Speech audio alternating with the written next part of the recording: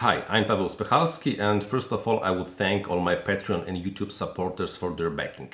If you are not one of them, please consider changing that for as little as $2 a month.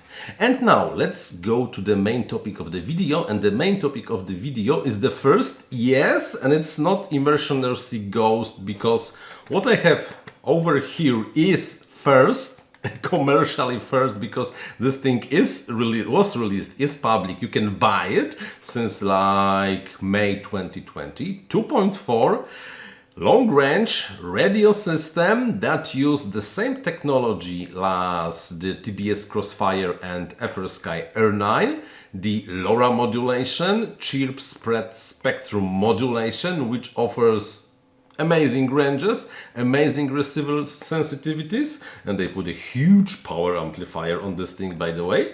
And to be honest, it might really, maybe not this one, but the whole idea of using 2.4 LoRa chipset might become the next best thing. In a year or two, you might be selling your Crossfire or getting something based on this technology. This technology, because I bet that the FlySky did it, ImmersionRC did it, and I'm positively sure that TBS is working on something. And if FrSky is not working on something based on the same technology, they are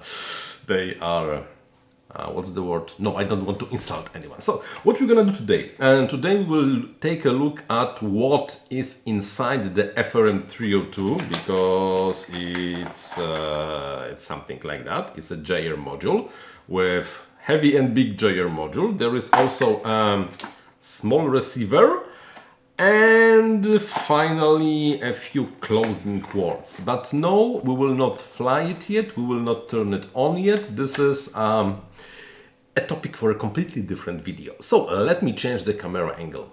The first look at the FlySky FRM302 reveals that it's slightly bigger than the average JR module. Well, the dimensions on the XY axis are the same, but it's taller.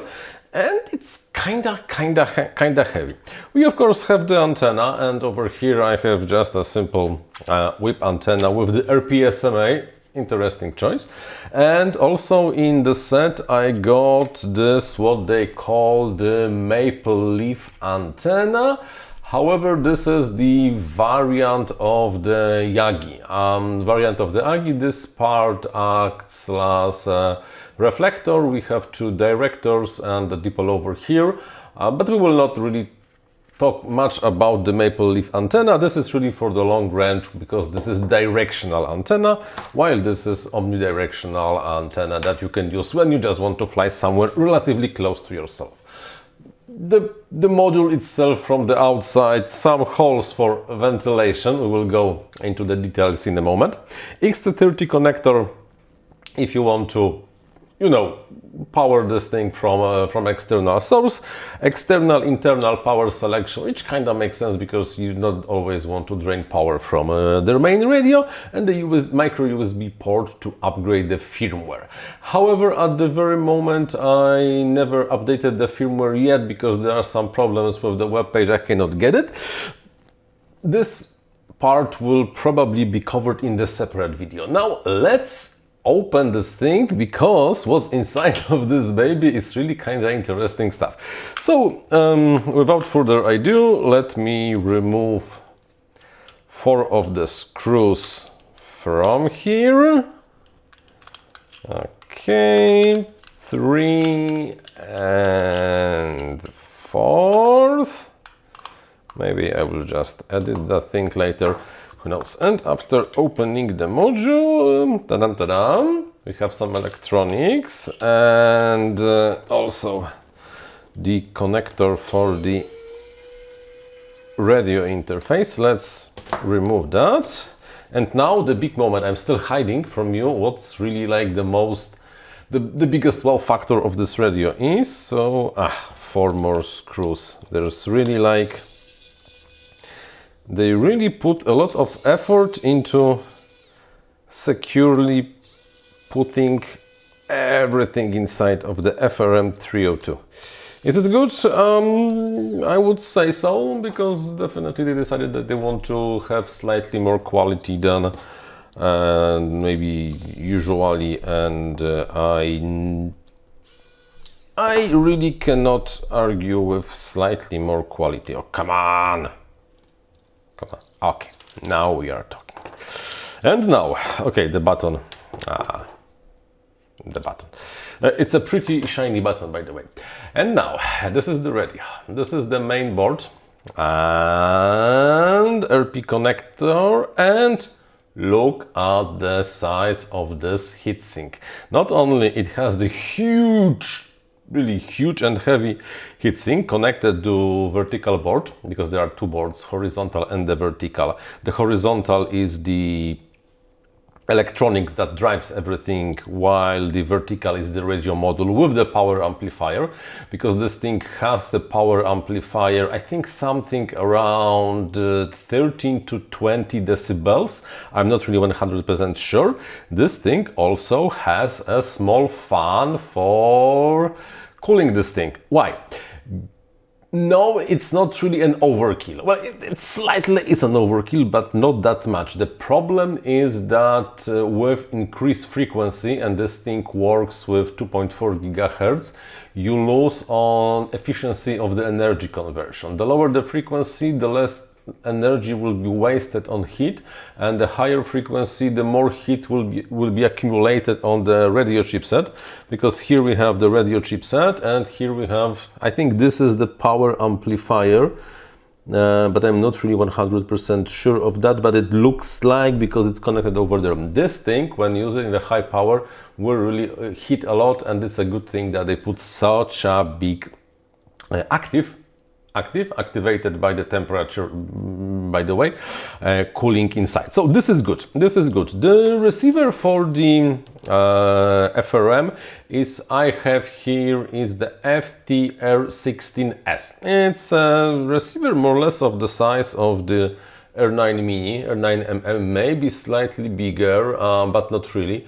Comparable size to XM Plus, maybe slightly bigger than the RXSR, but completely different technology, and not like, for example, R9 or majority of the nano receivers for the Crossfire. This thing has the antenna diversity. Bear in mind, there is only one radio chipset. It's not real diversity.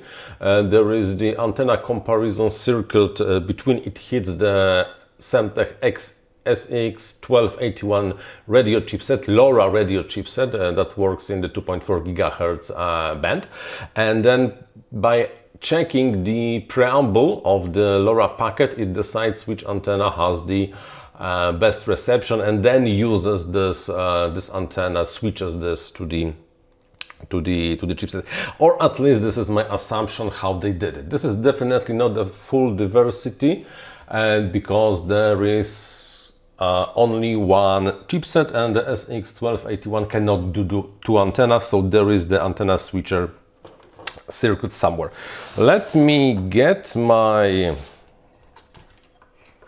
microscope so we can see how this thing is made. Okay, so we will be able to look at what inside. This is the unknown star.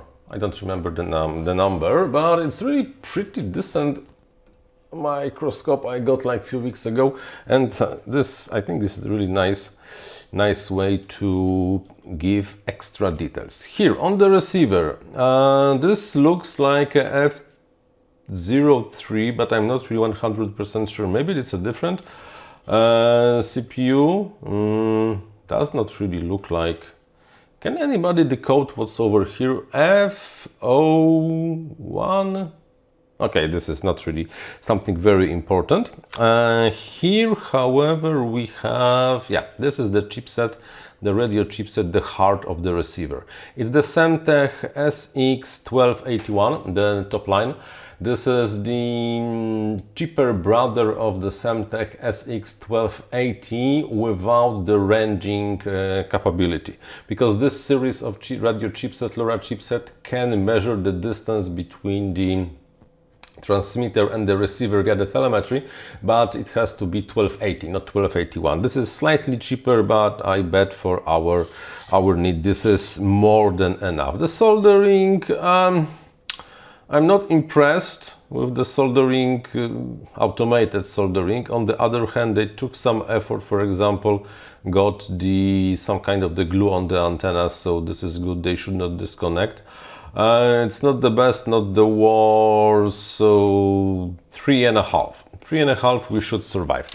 If, however, we will take a look at the soldering quality here on the transmitter module, we will see that here, okay, what's with the focus? You see, once again, we have 1281 Semtech LoRa chipset, which provides the basic RF functionality, connected via the SPI bus somewhere to the CPU. I wonder where the CPU is. I bet the CPU is somewhere on this, on this side, but I never really.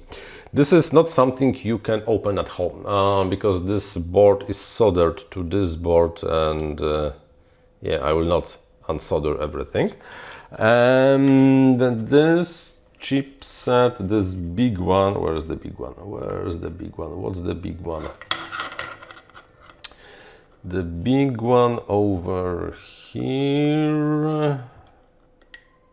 Huh. IWB7232. Let me get my keyboard because I really would like to know what this big chip is. I bet it's the power amplifier. So what was the number? AWB 7232. 7232. It's the, yes, it's the 27 dBm, 27 dB power amplifier module that is, for example, from time to time, okay, you lost the focus completely. That is, for example, from time to time used on the cell phones and similar hardware. And according to the specification, it offers 29 dB gain. So 29, it's almost 1,000 times. So, whoa, this thing can really output shitload of power, at least in the unlocked mode, because this is by default locked to 350 milliwatts and 100 milliwatts in the European Union. But if the power amplifier can work up to, no, sorry,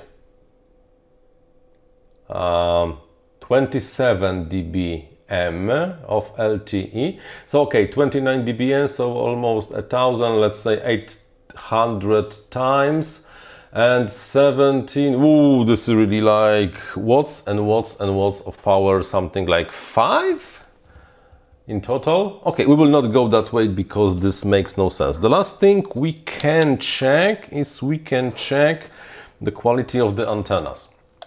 If those are really 2.4 GHz antennas, or maybe they just put something that's, well, not really a 2.4 GHz antenna. The whip antenna resonates at 2.320 gigahertz, so this is somewhere, maybe if not directly in the range, then very close to the frequency range of this system, at least theoretical. And the maple leaf, on the other hand, okay, it resonates slightly to the right at 2.420 gigahertz, 2450, but it has, wow, it has a super nice VSWR of 1.03. So this is really a very, very well tuned antenna, but with the chip spread spectrum LoRa modulation over there, it's not really that super important to have one center frequency. But so honestly, just by the looking at the internals of this, I do have to say that this is a pretty nice build. Pretty nice build that I'm not yet currently actively using because of the reasons I will tell you now. honestly, I'm a little hyped about this whole idea of using 2.4 GHz LoRa system. Not only I have theoretical knowledge on this topic, but even a year ago I got a few SX1281 chipset because I wanted to port my long-range 900 MHz radio system, do it yourself. The link is somewhere in the description, from the Semtech 1278, the same as in the R9, into the 2.4, but never had time, so I kind of abandoned the project. Now I really regret, but I really do think that 2.4 is just better than 900 for the 99.9% of the cases, because 99.9% of the cases does not really have to go for 100 kilometers on the full power of the Crossfire. 300 or 100 milliwatts with 2.4 and the LoRa modulation is more than enough to just fly everywhere you want, because the vision will die sooner than this thing, at least if it works. Now, I still not flight this thing, and the reasons are, to be honest, this is not yet 100% market ready. Yes, you can use this module in the PPM mode, so your Taranis or Horus or whatever, Jumper T16, Radio Master TX16S, you just plug it in, set the external module to PPM, and you have it running. But I don't really want to do it yet, because this takes like 70% of the functionality away.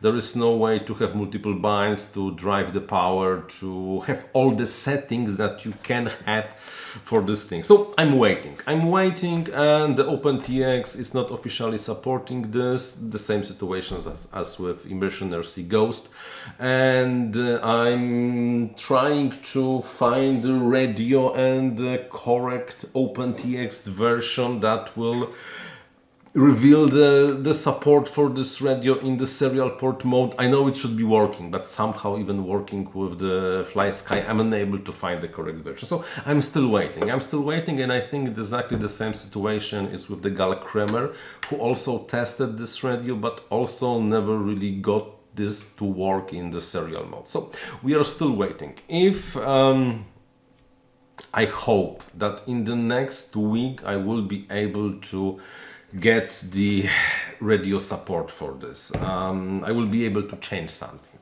So far I only tested the PPM mode. Yes, it worked in bind and never put it on the drone or anything like that, because I think it's too early. I don't want to spoil my experience with this just by using this with PPM. So we still wait.